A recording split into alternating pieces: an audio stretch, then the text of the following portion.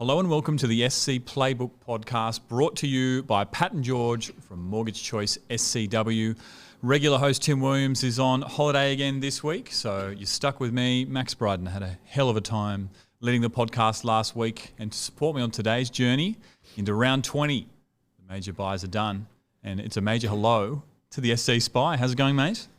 Good, mate. Real good. Yeah, feeling on the up. I think I was saying last couple of weeks been a bit crook, but on the mend, which is good. Managed a reasonable score this week as well, 970 odd, 13, couple of low scores in there, but pretty happy with it. Now set for the run home. Got a few trades up the sleeve, maybe not a heap, but enough to hopefully get me by. I've just been thrown a little bit though. We got team list news coming soon, but Nathan Cleary in jersey 24, he doesn't play till Sunday afternoon. Yeah. So we don't really know what's going to happen there. Huge watch. Lots of very interesting news coming out of Team List Tuesday, and we'll get into that. My team, the Do or Don't He, 704 this week with Captain Nico. Took a bit of a dive in overall, but if you've been paying any attention the last couple of weeks, that's not my game. So didn't have a match-up in head-to-head and overall escaped without any injuries. And hopefully, well, thankfully, a lot of Origin boys named to back up. So on today's show, we'll be going through the best final 17 players. Spy and I are going to have a debate on the guys that you should be targeting at every position, and a little bit of a discussion around as well how we'll be setting up our teams. We'll be talking through how to make the most out of our final trades and get into some hot topics where we're going to be ranking the priority trade-ins this week. And I'll tell you what, I thought we might have had the answers before, Spy, but after that TLT news, it has thrown it into a bit of disarray, hasn't it?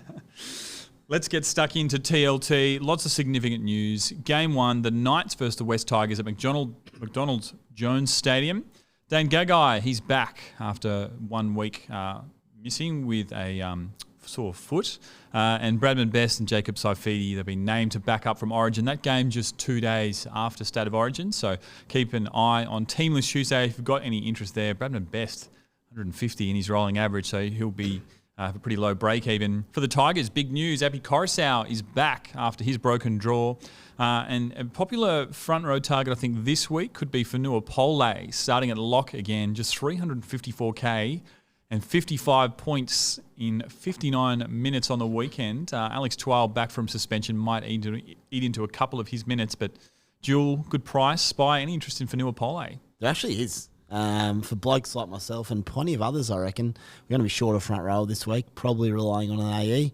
Then if any Origin guys don't back up, say Harry doesn't back up and you've got Sonny Luke sitting there, you might be, I guess you could play Sonny Luke, assuming he gets in the side there, but what I'm trying to tell you is, mate, could be a bit of a crisis week if things don't go our way. So someone like Pole could be handy to plug in for, let's say, a Sean Kepi in my instance. You can make 50k, plug in a player for the weekend and go from there. The question is around trades. Do you want to use a trade to do that, or do you just copy a 20-25 hit, ideally with your AE? So, look, for me, I probably wouldn't use a trade on that. I think they're going to be too valuable, but it's worth a thought. And Pole's the kind of fella that, and if he gets minutes, I love him. He's a gun. He's a goer. He loves to carry the ball. He makes his tackles.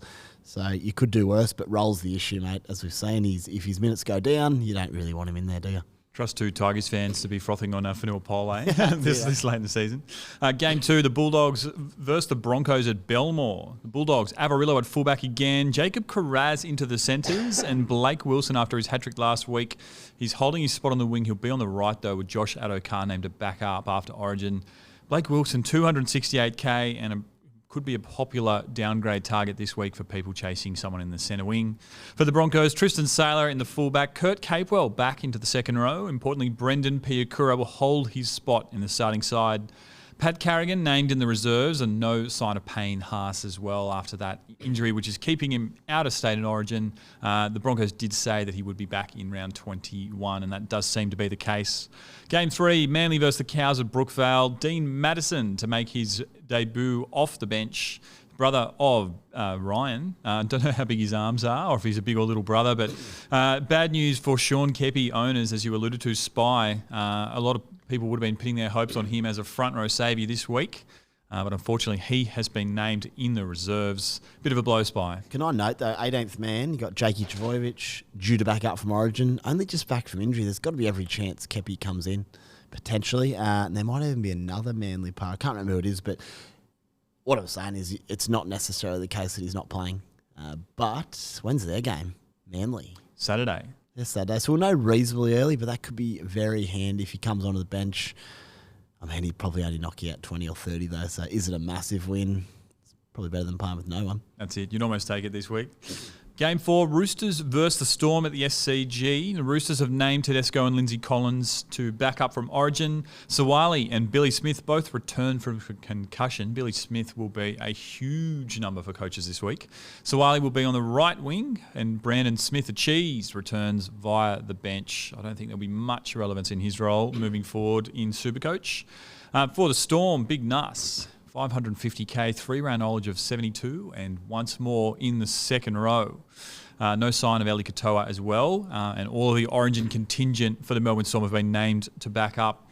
Big Nuss, another name I think I'd love to toss your way, Spy, with the front row crisis or shortage, let's say, facing coaches this week. Any interest in him, mate? If it was any other year, mate, I'd say no, because you've got Eli Katoa due back shortly. He may or may not reprise that role on the right edge. I think he probably will, but Nass is obviously doing a pretty good and damaging job there, so maybe he keeps a certain spot.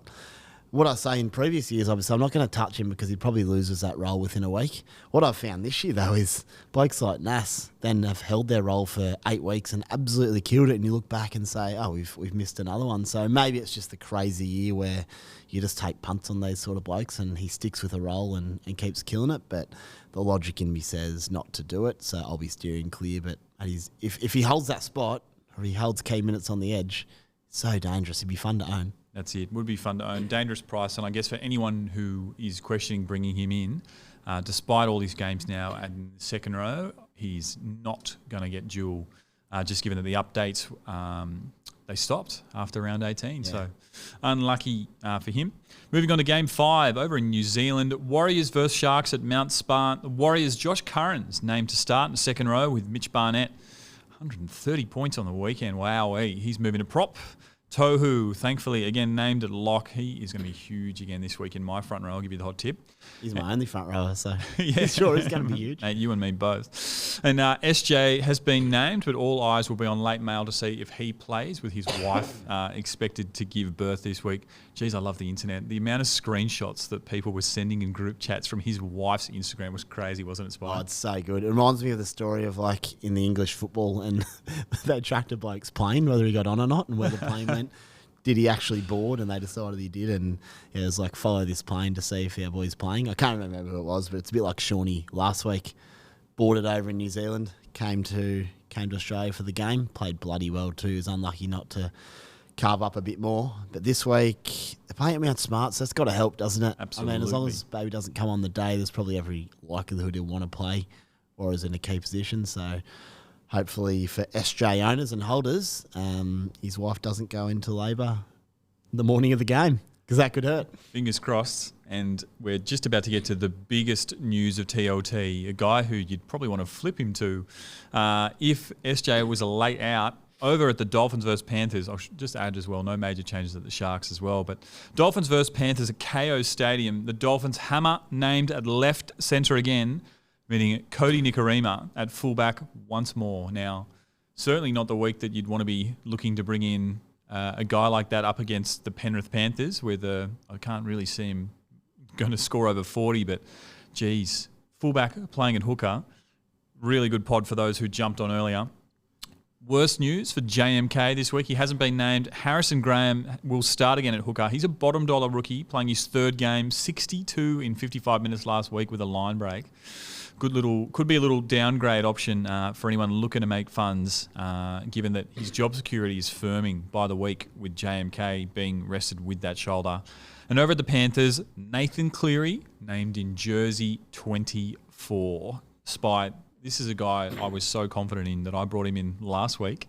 Now I'm sitting here thinking the 4:05 game on a Sunday, maybe I shouldn't have gone so early. Pressure's on, isn't it? How are you feeling about Nathan Cleary right now? My thoughts, if he's named in the 24, he's probably playing, to be honest, mate. Barring any setbacks at training during the week. Obviously, hammies can be notoriously fickle. So, look, if he gets through his training and he's no setbacks, I think I'd expect him to play. The issue is, as I said, if you're an SJ owner, you don't know. Come 2 o'clock Sunday, hopefully 24 hours out, they'll update the side and we'll get news of whether Nath is playing. But if we're unsure, for example, for myself at 2 o'clock Sunday and SJ is playing and I don't know if Cleary is, what do you do? I mean, you'd nearly just have to ride SJ as a hold that in that case Cleary is laid out. But any whiff of him playing against the Dolphins, Penrith starting to fire up, I think he'll be coming in for me. We just obviously don't know if he's goal kicking either, so coming back, maybe they ease him in on that front. I can't remember what leg or glute it was, right or left, could matter. But yeah, I want him, mate. That's the thing. So yeah, I'd say be in my side, barring, but I mean, it's a punt, isn't it? It's a huge punt. And I guess the other thing is not only is he a fantastic option up against the Dolphins at KO Stadium, but he's a genuine captaincy option as well this week, given the late game. But we'll get to that a little bit later. Just a quick note, mate. 2 things. One, hamstring re-injury rate around 10-15%. So that's much higher than other injuries. Saying that, 10-15% isn't that bad. It means what, 1 in 8, 1 in 10 blokes do it. If you're bringing him in, you just got to hope that doesn't happen. My only concern around that is captaincy. We know it happened last time we all captained him. He was flying early, did his hammy, and we all ended up with about 18 points or something. So just throws a question mark for me in terms of captaincy around Nathan if you're going to bring him in. But gee, I think Penrith are going to be very good. And my second point around that is just have a look. If you do bring Nath in, just double check if he's going to be your 17th player on the bench there. Do you have someone else to go to if he is then ruled out, or are you stuck with like a double AE 0 situation? That might make the decision for you if you're unsure and you hold off a week on Nath. But a bit to monitor there, isn't there? So much to monitor. I think that if you've got additional players this week, given the buys we're facing to Souths, Dragons, and Canberra as well, mate, you're doing a lot better than I am this week.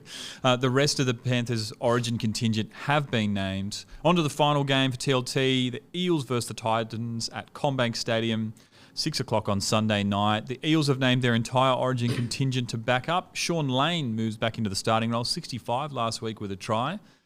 He's pretty cheap in the second row. If he can get back to any of that form he showed last year, then he's certainly one to watch. Ryan Madison back to the bench after playing at 5'8" last week, named in jersey 17.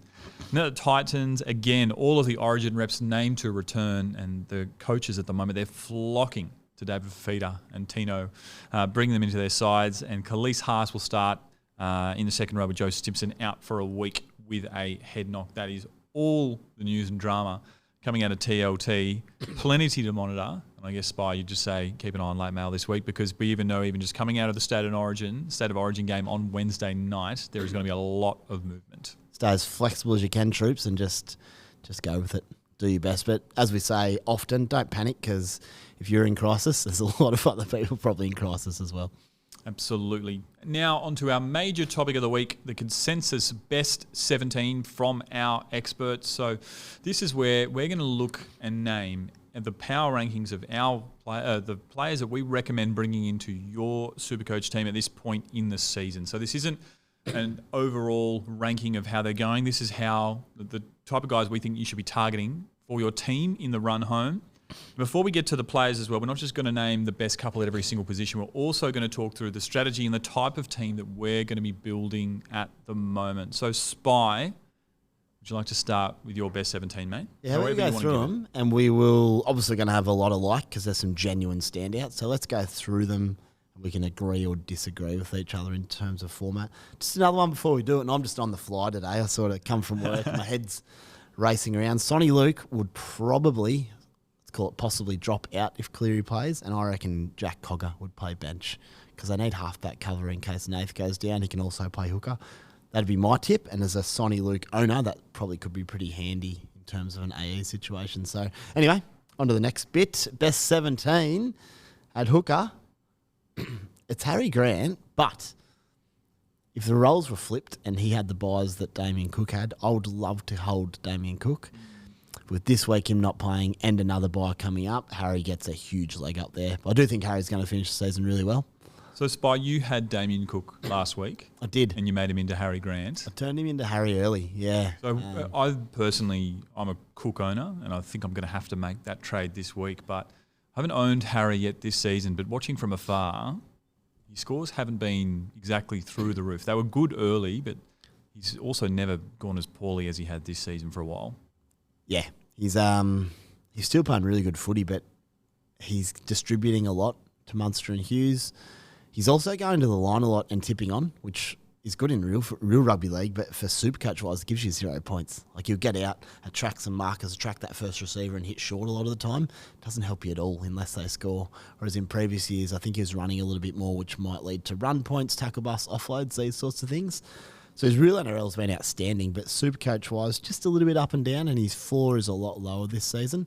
In saying all that, pending him getting through Origin 3 tomorrow night, Melbourne are looking for a strong finish to the season. They want to lock in top 4 ideally. He's going to be at the forefront of that with Munster.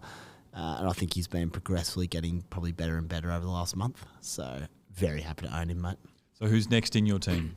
Next in my side, and we talk about format, that's just one hooker I'll be running with in my. So just a reminder, this is my ideal side. Mm-hmm. I can't get everyone in this. Well, let's have a quick chat about that spy, because I know that for most years playing Supercoach, it's all about really getting the double guns at those spine positions and just locking in those really consistent scores and also getting a bit of a ceiling. But hooker hasn't really felt like that this year, has it?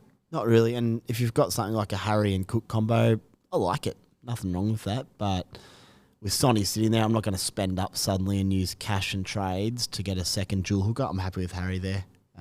So as I said, I'll go through the 17 here. It's who I'd ideally have if I had an unlimited bank. But with a lot of players just blowing out in price this year, it seems to be very dramatic. It's becoming harder and harder to get everyone, which surprises me a little, because earlier in the season I didn't think that would be the case. But those be the ebbs and flows of Supercoach. Front row, mate. Tino, Fasul Malaawi, and Payne Haas. Pair them. If you can pair them, you're cheering. Absolutely, yeah. No argument here. I think the gulf between the best 2 front rowers and the rest of the class isn't as big as it has been in other years. Guys like Joe Tarpany, Tohu Harris, Corey Horsburgh. I like all them, and I own those 3 guys. I won't be getting Tino. Yeah, I really wish I could. But unless, I'll have 5 or 6 sort of bonus spare trades, if you will. If we're edging closer to the last month and I've still got those trades, I'll probably find a way to get Tino in. But I can't be using 2 trades to get Tino and go down to 3 in my bank. It's just not worth it. Hypothetically, if Payne Haas returns in round 21 and you've got a Joe Tarpany or a Corey Horsburgh there, could you justify spending a trade to upgrade one of them to Payne Haas? I thought about this a lot the last week. I'm unsure, mate. I think the way Corey Horsburgh's going, the way Tarpany's building into his season, probably not. You still want to own Payne Haas ideally, but for say he's going to average an extra, he might only average 5 or 10 more to end the season. Those guys over about 6 weeks. He's also got another buy in there, I think, as well. That's 60 points. You could, and he could go better than that. So happy to own him, but for me, if I'm sitting there, once I bring in my key guys, we'll discuss, and I've got 5 trades, I'm probably not going to use one of them on Corey Horsburgh to Payne Haas, put it like that. There'll be someone sitting there this week thinking about trading Payne Haas to Tino as well, given that they're missing round 20 and got the buy in round 25 as well for the Broncos. I'm not sure if you could justify the trade as well, just given the price, but it's interesting. So your team so far, 1 hooker, 2 props. Yep. Who have you got in second row? Back row, David Fafita, goes without saying. I think Nikora, absolutely flying for the Sharkies. No more buys coming up. Happy to own him. And then I've got a little bit of a shootout between Jermaine Hopgood and Corey Horsburgh in the back row. Wow. He's not just a front row. He's looking unbelievable. Extended minutes now at the Raiders. Wouldn't shock me if he ends up outscoring Hopgood to end the season, but realistically, I think they'll probably be pretty tight. They'd be my 3rd back row in my ideal 17. So you're just running the 3 second rows? Yeah, based on my current side, yes. And how much value were you putting in that duel from Horsburgh in that ranking? Look, it always helps. It always helps. It means if you've got a front rower up there who's also dual, say you own Tino, for example, and there's an injury, you can flip him straight up for the week, which is magic stuff to have. So I think it helps, for sure. And in saying all that, I think Hopgood's an absolute weapon. He'll keep on keeping on, so there's not much in it. He did end up playing a bit of hooker over the weekend, Hopgood, with Brendan Hands going off. And doesn't run. Yeah, reports out today that Josh Hodgson still waiting for clearance and potential a surgery as well to get better. My second row, I've got the same 3 names, Fafita and Nikora. Nikora's a guy I would absolutely love to own. I just haven't made it happen so far this year, but seems to be basing well and always finding attacking stats. So I think he's a clear number 2. Hopgood, I've got number 3. I've actually gone 4 second rowers in my team to cover for only having the one hooker. And the 4th guy that I've got is actually Keon Koloamatangi. Now, nice. He has been a little bit quiet since returning from injury, but at the start of the season, his base was incredible and he was finding so many attacking stats. And I think if you look at that South straw, despite the couple of buys they've got left, I'm really backing him to find plenty of attacking stats once they get all names back on deck. I think you've got to remember as well at South, it's not just Latrell and Cody, they've got to come back into that team that played on the weekends. Guys like Jai Arrow as well, who have been injured for so much of the season, I think are really going to help out him. What do you think of Keon? He's a weapon. Whether he'd be my ideal 17, I'm not sure, but he's sort of, and you'll find out the further I go down here, I've probably got a 17th spot open, and it's for a bloke like that, and you can almost pick what position you use that on.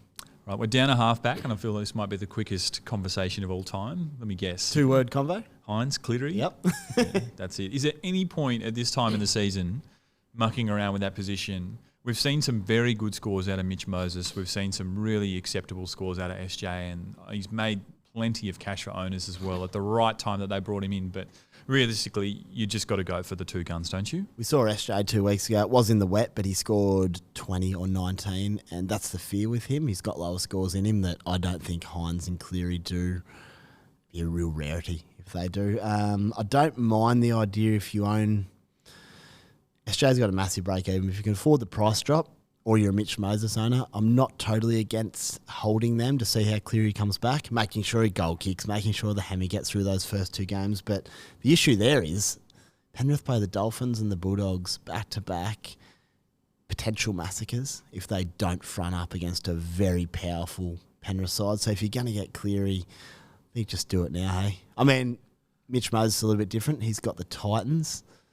They're probably a little bit more improved than sort of earlier in the season.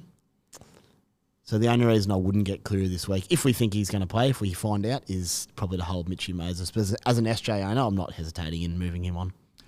Down to 5/8, and I feel like this has been a debate which has raged all season. We've got a little bit of clarity over the weekend that Dylan Brown will be back in round 23. But in your final team, how many 5/8s have you got, and what are those names? I've got 2, mate. 1, Cam Munster. 2, Kalen Ponga. Okay. But there's a bit of class in the 5/8 area now that there probably wasn't earlier in the season. Yep. Finally, I know in my team as well, I've got Kalen Ponga as a clear number 1, and Cody Walker again. Cody, yeah, love it. The buys are really starting to hurt. Russian Munster. Well, I think so. It's huge. I think Cody, if you take out Cody's early season form, I think he's the superior player. He's shown more of a ceiling, and I'm really banking on South finding their attack again. I mean, attack hasn't really been an issue for them, even with their last couple of losses. But I think that I've got him ahead of Munster at the moment as well. It's a big call. I don't mind it. But for me, Munster, let's check his run home here. Roosters struggling a little bit. Newcastle, Para. Penrith game's hard. Canberra, St George, Titans. That's Munster for me. Munster over Cody, but in saying that, you could also flip KP to fullback and have Cody and Munster. So there's a few options there in your ideal 17. That's it. Provided Munster backs up from Origin as well. He does have 2 extra games on Cody. I just love those Cody matchups personally. I think it feels pretty weird that we've glossed over KP so quickly, given that it feels like only 3 weeks ago there were still so many question marks about what he was going to do. But is he getting into must-have territory for 5/8? I think he is.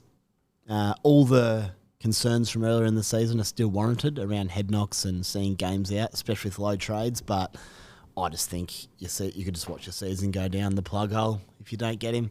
If he stays healthy, now he's goal kicking with that run.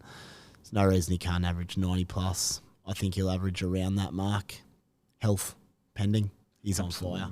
If you want to hear a really good take on KP so far, tune into the weekly Rubdown final special. They were talking about Kalen Ponga's draw, the ninth draw. It's immaculate. But not only that, you look at his season average of 72, take out the concussion games, add in the goal kicking, which is seemingly picked up and kicked perfectly. Take out concussion, goes to 80 straight away. Obviously, if you're buying him, you're banking on him not getting concussed in the first minute. Yep. So it goes to 80. Add in goal kicks. Goal kicking goes to 86 to 90. take out those couple of games at 5'8", where you're still transitioning, in form and against a good side, all of a sudden you're in the 9,500 mark. And a genuine captain option every week. Absolutely. Especially with the draw. Yeah, so stay healthy, my boy. Stay healthy. Really looking forward to talking about priority trade-ins as well this week, later in the show. Spy, we're down to CTW. Now, this is always a place where there's lots of contention, lots of variance in score. How many have you got, and what are their names? I've got 4. Okay. Valentine Holmes. Yep. Greg Marju and Ruben Garrick. I think picked themselves. 4th spot, mate. Wide open. Wide open. Could be a Sarko. Who's he play for? Wide open. He's coming in my side next week. Sarko, Manu, Mulatalo, Isaac Tungo, To'o.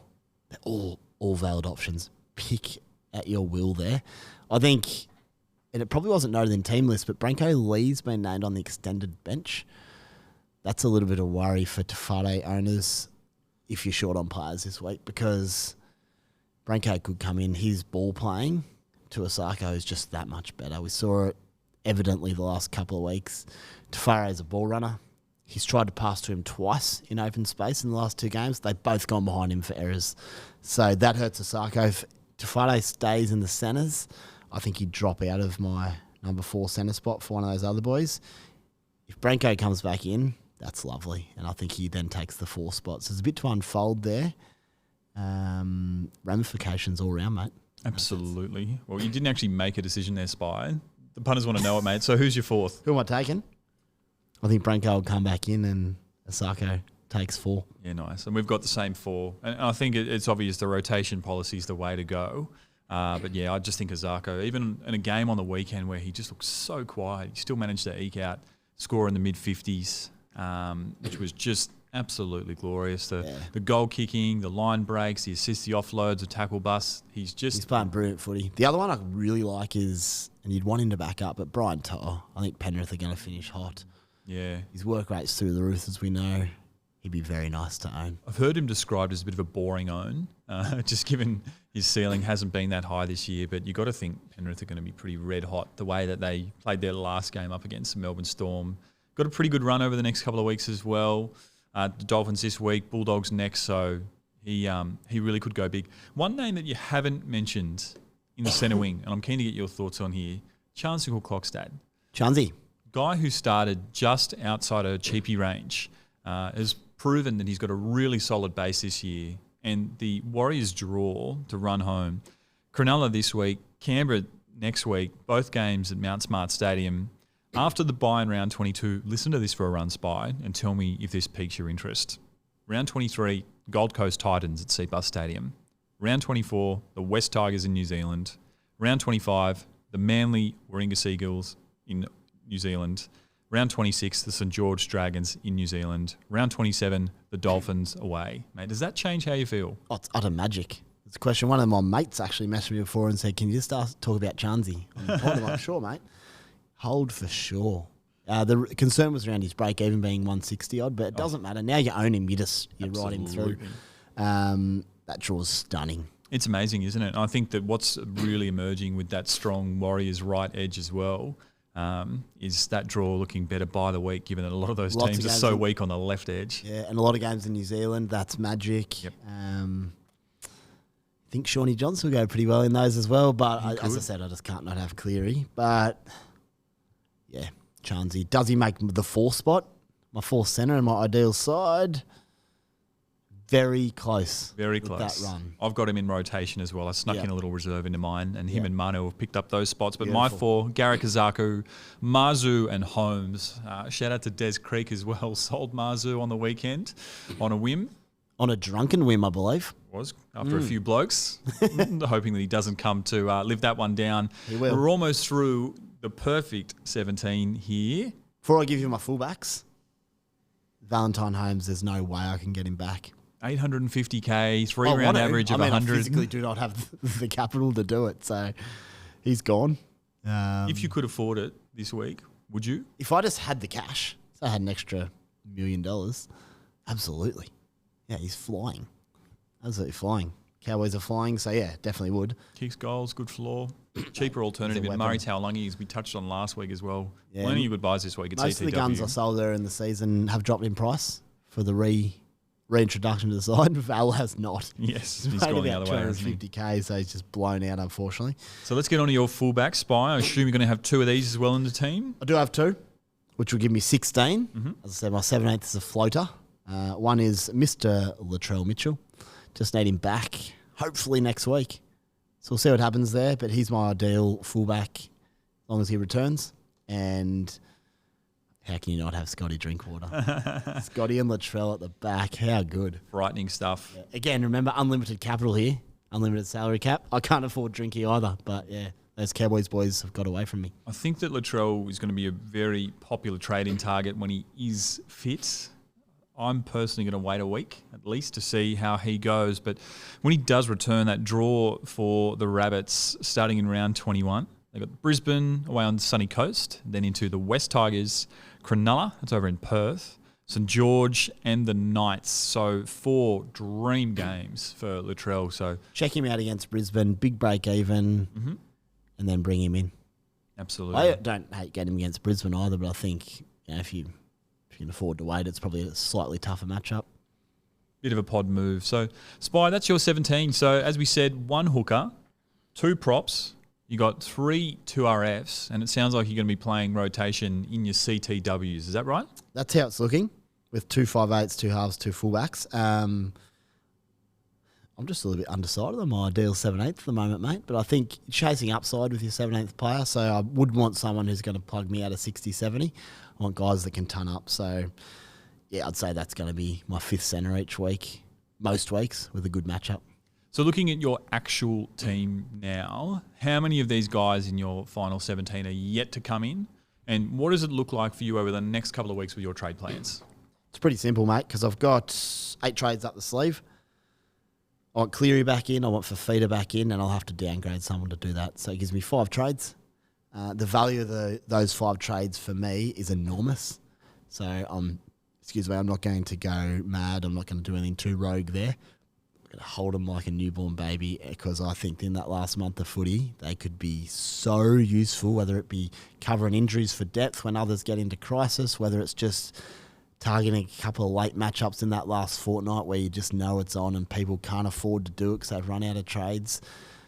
Or you could get the double where you get to bring in a 17th player if mass injuries hit, get an extra number and get a targeted matchup. I think it's magic. So, yeah, there's a couple other boys like Tino and Haas. Sure, I'll have a look if they're possible, or Valentine or Drinky or co. But at the moment, I'll hold on to those 5 trades, mate. And then with a view to if injuries can be semi-kind, I've got pretty reasonable depth.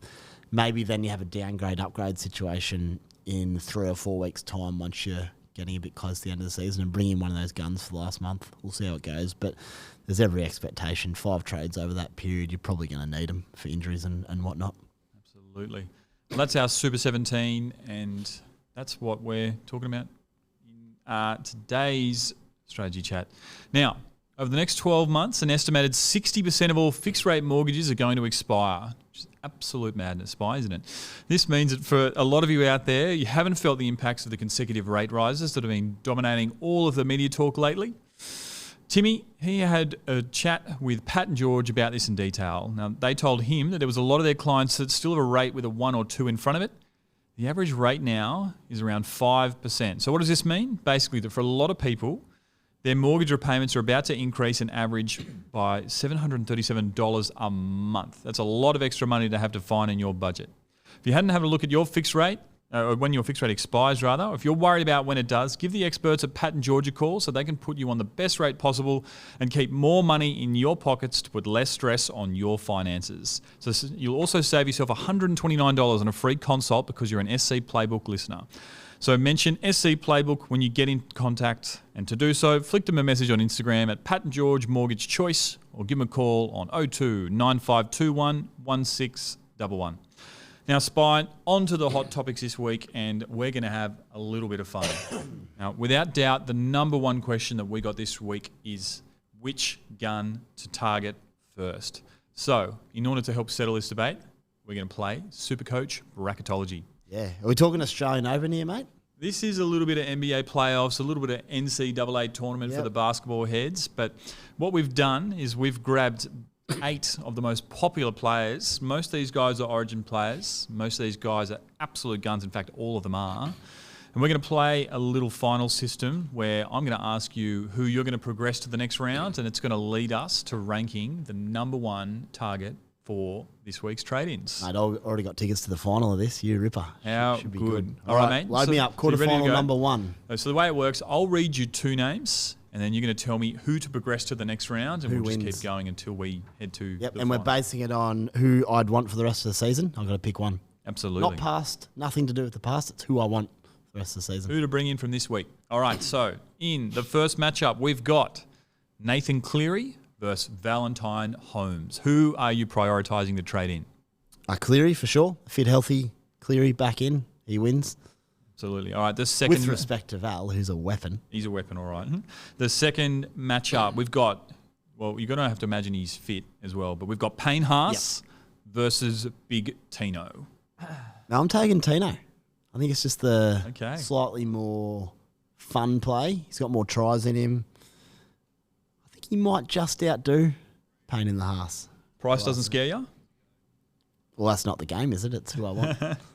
Fair enough, well played. But yes, obviously, in saying that, I'll be getting, if I needed the front row, I'd get Payne Haas because he's about 200k cheaper, which is craziness. But if you just want the best player, Tino, based on price, Haas goes through. So who wins then? Because that's more realistic. Who do you put through? Let's put through Big Tino. Okay. All right. On to matchup number 3, 2 5/8. Kalen Ponga versus Cameron Munster. I can't believe I'm saying this, but KP, Wow. just with that draw goal kicking in his current form, it's a little bit of a risk because Munster is just locked and loaded every year, every game. You love him, but I'm going to go KP. What if KP lost the goal kicking? Would you still take him ahead of Munster? It's tight. The draw's the big factor for me, mate. Just that night's run home is fantastic. I would probably take Munster because I trust his body more to get through those games. That's probably the defining factor. Fair enough. But with goal kicking, that upside goes to KP. All right. Well, let's keep the goal kicking and move through Kalen Ponga. The final matchup of the first round, Scotty Drinkwater versus David Fafita. This is like, if you asked 2 months ago, you'd be like, well, obviously. And you said Fafita's going to score 5 tons in his next 5 starts. You're like, well, of course, Fafita. I think it still probably is Fafita, but I tell you what, the way Drinky is going, his upside's enormous. But I think hard for Fafita not to go through on the back of 5 tons in 5 starts. So, what a quarterfinal, by the way. That is like, if you got tickets to this one, you've done well. How good. David Fafita goes through. All right. On to the second round. We've got Nathan Cleary versus Big Tino. Great battle. Cleary upside wins that one. Through to the semis he goes. Love that. Through to the final, sorry. Through to the final, he is, in fact. KP versus David Fafita. Ooh. What a battle. Well, I just said, I think, based on numbers, KP is going to average around the 95 mark. Health staying with him. I think Fafita might be about 90, so it's got to be KP. Ooh, big call. Again, if I had to lock one in, I'd probably take Fafita, just due to that trust around the body and playing games. But if we're just going on output here, and we're assuming the boys are healthy, Ponga gets it. Very with big that draw. call. Fafita's so far ahead of his next contender in the second row, though. Spy, you sure? I'm not sure, clearly. It's tight as, but there's not many great fullbacks either at the moment, 5/8s. Especially fullbacks. It's a bit of an open area, so yeah, maybe this should have been the final. Oh, but we got N Cleary up the top there. That's It's it. a great tournament. Hard to leave out. Okay, so I guess we're moving to the grand final and Nathan Cleary versus Kalen Ponga. Priority trading targets. Who is the number 1 this week, Spy? This is huge. Nathan back from a hamstring. Ponga firing, incredible draw. Average 90 plus. Will Cleary average 90 plus? Probably.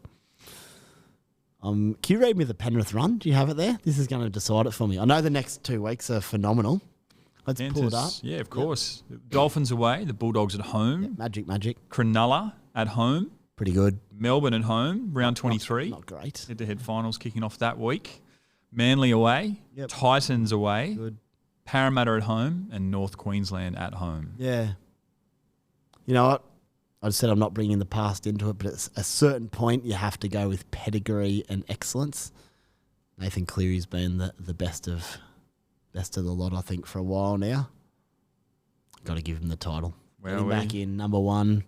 The beauty of this week is, in real terms, you can get KP and get Cleary next week. So that's beautiful. But if you had to choose one for the rest of the season, I'd go Nath. Wow, huge. Giving up Kalen Ponga versus the West Tigers this week as well in that, which is another huge factor. So much to think through this week, but that's been Supercoach Bracketology. Good stuff, Maxie. Enjoyed it as much as I have, mate. What a game. Wow. Okay, so looking at the most traded in targets as well, and it looks like must be early July because people's tax returns are coming. Just quickly, sorry to cut you off.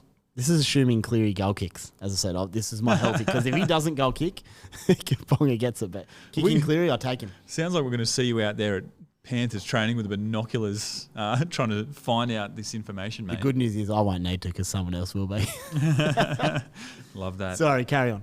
No, I was going to say, having a look at the most traded in players this week, really seems, you can tell it's early July, mate, and a few tax returns are coming. People have got plenty of cash to splash. I'll have to get mine in. Absolute the gun show. Number one most traded in player, David Fafita. Coaches are speaking with their feet. 12% have brought him in. Nathan Cleary, number 2. Kalen Ponga, number 3. Cameron Munster, number 4. Handful of cheapies in here, and Tyrone Munro. Gee, wasn't he impressive? Phenomenal downgrade. Wow. Really good option, although what a gun. Do have to wait a week to see if he's still going to be in that team. He'll be in the side. Regardless, at that price, he has to be. Good performer, good run, good player. Blake Wilson as well down there in number 8. Plenty of people have still got plenty of cash in there, but they're bringing in Scott Drinkwater and Greg Marzu. I think, Spy, this might be the first week that you can look at this list and really say there aren't any shocks here. Yeah, no, it's pretty. There's some class in there, isn't there? Absolutely. And the most traded out, I don't think there's any real surprises in here. Jacob Preston, been a hell of a cheapie. I'd say most people will be flipping him to David Fafita. Yeah. He's made $349,000 this season, Jacob Preston. Done an excellent job for coaches. Jareem Buller, he's also done a good job, made $346,000. He's all the way down at $547,000. Okay, it's just dollars this at the moment though. Spy, lost my brain there for a moment, mate. Did you sell him last week? I did, thankfully. I thought he actually played pretty well and looked pretty good and dangerous Thursday night versus the Sharkies, but couldn't quite get going there and lost another $100K, which is a dagger. So what do I do now? Given the dearth of fullbacks, Tigers have not a bad few weeks coming up. What's his break even, I wonder? I'll have to check. But there's a temptation there to ride him for the season now and see if he can get back to a couple of tons. But I can understand the sell. $550 is still a reasonable amount of cash to use. But yeah, just frustrating for those who have lost $200K in a couple of weeks. But there's no harm in jumping off now and just copping your loss. 128 is his break even. Still a lot. He'll certainly be helped by having Api Coruscant back at the Tigers, but even though they've got the good run, I still think without the halves at the moment, it's just going to be a really tough slog for them to try and get over the line. Yeah, I think he'll be reasonable. I think he'll do a solid job for the rest of the season. Maybe he can average you in the 55, 60 mark, but that's not going to cut it, is it, for the run home? If you've got the cash, you've got to find someone with upside. South Sydney Rabbits, the bye this week. Also another bye coming up in round 26 and plenty of them on the chopping block.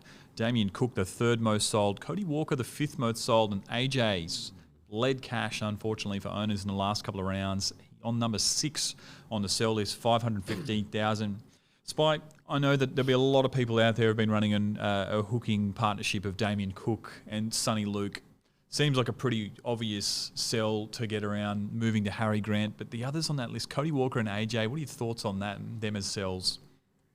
Cody's interesting. Got a pretty good run home, the Bunnies. If you're short, though, and what I'm imagining is a lot of people are probably going Cody to Kalen Ponga, in which case I get it, and I approve of it. If it's to anyone else, I just consider why you're doing it. I think he's going to have a pretty strong end of the season, like you alluded to earlier. But yeah, if it's to Ponga, that's your avenue to Ponga. I like it. Otherwise, not so sure. Alex Johnson, I've tinkered with the idea of maybe moving him on.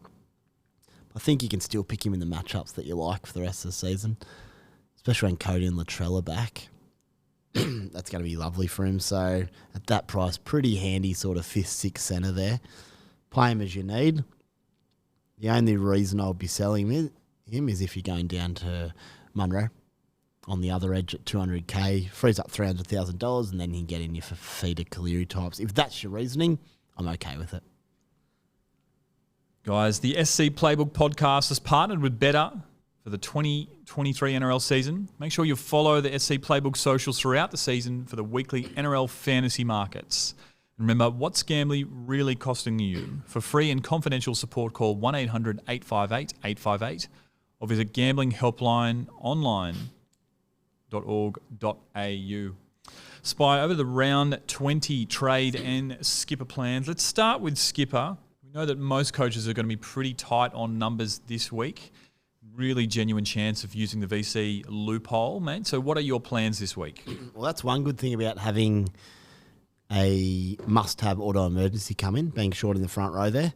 Gives me a free VC loophole option. So I'll be VC Kalen Ponga. When's that? Thursday night? No. First game of the round, Friday night. Friday night, because it's Origin week. So easy VC on him. If he goes bananas, I'll simply just lock him in with a free double loop. If Sean Keppie then plays off the bench, to be honest, I probably just wouldn't put him in. He might only score me 30-odd or 20 or 30. I'd just leave him as my AE and see which take it from there. If Kalen was to come out and get 40 or 50 and Keppie was to play, for example, I would then play Sean Keppie and then I wouldn't have to worry about an AE pending, obviously, Origin backups and the like. And I'd probably go straight to Nicho Hines skipper. Still happy with Nicho. Got the Warriors. Hope Sean plays purely from the game viewpoint. It's going to be a cracker. Yeah, it's going to take a lot away from it if he doesn't play. Good test for the Sharkies. Good test for the Warriors. Let's really hope, not even from Supercoach-wise, that Shawnee plays that one because I can't wait to see what unfolds, mate. But yeah, Absolutely. Nicho Hines will be my skipper. I don't love any other options probably this week. There's all solid options, but that's where I'd go. Man, my VC will also be Kalen Ponga, but I'll give you a pretty rock-solid option for skipper, but there's going to be a lot riding on this, obviously. Nathan Cleary. Yeah, problem is, well, actually, if I do run the AE, you know what? Because if I've got him in as a starting halfback and you're taking an AE elsewhere because you're short a front rower and Nathan doesn't play, not only will you lose out him as skipper, but you get a 0 added to your total. You can't get 2 AEs. Mm-hmm. That's my massive concern. But yeah, if we know by 24 hours earlier, Saturday at 4 o'clock, that he's in for sure, yeah, I'll love it as an option. if he hurts himself again or if he doesn't goal kick, I really like it. But Nicho Hines is averaging 102. It's not like you have to go with your other halfback who's a struggler. So yeah, I think I came in today thinking, I woke up with Cleary as my captain. With him not even named, I think it throws a lot of question marks. I guess the good thing for coaches is that the Sharks play the game before the Penrith Panthers, so at least you're not likely to get stuck if you're going for a Cleary C with Nicho in your reserves and copping potentially a double AE, given how many people are going to have a hole at front row this week. What you'll find, though, is gets to 2 o'clock Sunday. Say we still don't know if Nathan's in. We should know for the 24-hour cuts, sure. Maybe. In Jersey 24, though, he'd have to be like... Yeah, but they might hold him on that 2-man extended bench pending a decision. So I agree. I think if he's still in by that point, you'd expect him to play. But 2 o'clock Sunday, Sharks start, and we still don't have final teams. You're not absolutely sure, but hopefully we get word out that Nath is in or out either way. But it's a good little punt. It's a great punt. It's a little bit like when Nicho Hines played the last game of the round in about round 3 or 4. Yep. And I was all about bringing him in and captaining him. Then I got a bit of doubt with some chat. Didn't do it, and he scored 190, so it could be similar. A bit of that doubt came from someone that sits at this desk pretty regularly. Bloke in Europe at the moment, I think. Could be another bloke who's not in Europe. Speaks to him on a Wednesday normally. But anyway, that's all right. I guess as well, in terms of skipper options, that Eels versus Titans game really could be anything. David Fafita, so many tons in a row, and Clint Gutherson as well. We know how weak that Titans right edge is, so him throwing balls to Sevo all day could be a really, really juicy one. I'm not sure I mentioned in my 7A, but he could easily be the 17th player in your side, although he's just fullback. So I already had 2 fullbacks in my ideal lineup, but Gutho, he's flying. I've got Gutho and Drink as my fullbacks, mate, for what it's worth. Nice. Should have told us that. All right, on to the listener questions to wrap up the SC Playbook podcast for round 20. First question comes in from Facebook. Linz Dixon asks us, what team is the best run home and what players should we be targeting? Now, Linz, we covered this in a little bit of detail last week, so I'm always happy to talk about the draw. For me, Spy, I've picked 3 teams that I love the look of, and they are the Knights, the Warriors, and the Cowboys. Firstly, have you got any arguments with that? And secondly, who are the players from those teams that you like? Mate, full faith in who you've said there. I haven't really prepared for this question at all. So who have we got? Newcastle, the Warriors, and the Cowboys. So Ponga, Marzu, probably the big 2 there. Yep. Warriors, SJ, Chans. Tohu's not really affected by the draw, although he's with his ball playing, that opens up try scoring opportunities, so that helps a little bit. Who's the third side? The Cows. Valentine, Big Drinky, Nanai. I think Nanai's a huge one. Semi Valame, good value option. Yeah, I can't remember who on what pod I mentioned, but with just Nanai, his work rate's gone through the roof compared to what it was earlier in the year and last season. So even if he doesn't score now, you know he's every chance of scoring well. I think he could be a sneaky little pod for the run home. Great price, low break even. He's certainly on a lot of lists this week for a lot of people. But the Cowboys, good to get a piece there if you can. Robson, might take your pick a little bit there. Another little sneaky couple of CTWs I mentioned, just the Knights. Dane Gagai's having a superb season. Do worry a little bit if Kalen's going to take the ball more toward Bradman's best edge. And as well, Warriors DWZ, I reckon getting on him in round 23. Dallin, that back Warriors on, draw. reduced price. Hey, big break even coming up, got a couple of games. What about Bradman Best? Bradman Best. Oh, just like to. Let's see how he goes on Wednesday first. All the attacks are running through him now outside Kalen. I think you go all right tomorrow night. Yeah. The boys, I'm frustrated he probably got in over guys who have played consistently over a couple of years, but I can understand the appeal. And I actually think, despite me would have even thought about selecting him, I do think he'll do a pretty reasonable job. I think he's probably suited to the arena. Hard runner, rips in. I think he'll go okay. It's the shin tat for me. Next question, Matty West. Now, I'm just going to get this one as quickly as possible. Nathan Cleary, jump now or wait? Pending further info, but jump. Yep. I'm looking to jump. Keen as. Mike Roke asks, would you trade Manu for Targo? Now, Isaac Targo, we spoke about him last week. Not only is he coming off a really solid score in his last matchup with a couple of tries, 118, but runs at the Dolphins this week. The Bulldogs next. They're giving up a lot of scores to left centres, particularly if he's running at Valdefare this week. I really like him. 660K. Don't know if I've got the trades in hand, but would you trade Manu for Targo? So I had like 13, 14 trades and you got one up your sleeve. I like it as a little pod play. For anyone else, though, in a remotely similar boat to myself, it's got to be pretty sideways considering the value, I think, of those trades late in the season. But yeah, as a 2-week play, it's good. Manu, I looked at potentially dropping Manu. I can go Manu straight for feeder this week if I want, but man, what if Teddy doesn't back up? He then plays fullback. If Teddy misses any more games, he's back to fullback and he just locks in a ton nearly by default. So it's a scary time not to own Manu in that sense. Yeah, but his value is pretty good coming off 3 big scores. His value's good. I actually think the draw is actually quite good as well for the Roosters. Melbourne not ideal this week. They've got the Titans in round 21, Brisbane, and then their run home is pretty elite. They've got Manly, the Dolphins, Parramatta, the West Tigers in round 26. So I feel like the last Manu we saw was a bit more of the Manu of old. So Mike, I'm going to say hold because I think Manu's actually going to be on the verge of a top 4 centre wing for the run home. Yeah, he's definitely in that discussion, isn't he? And any games at fullback further trump that up.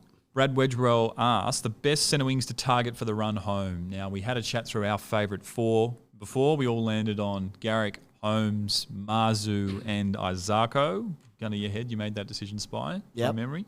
Anyone else out there, mate? Any other names you like the sound of? Where's my list here? We had, for sure. Obviously, Manu, Mulitalo, although last week, wow. Less said about that, the better. Tigers have done that to a couple of sides randomly this year, haven't they? Yeah, it was random. Shut down wingers, yeah. Isaac Tungo, Brian Toto, as I said, huge. Haven't had a massive look through. That's already 8 centres. Could be a couple more in there. You could have a sneaky look at, but they're the key 8 for me.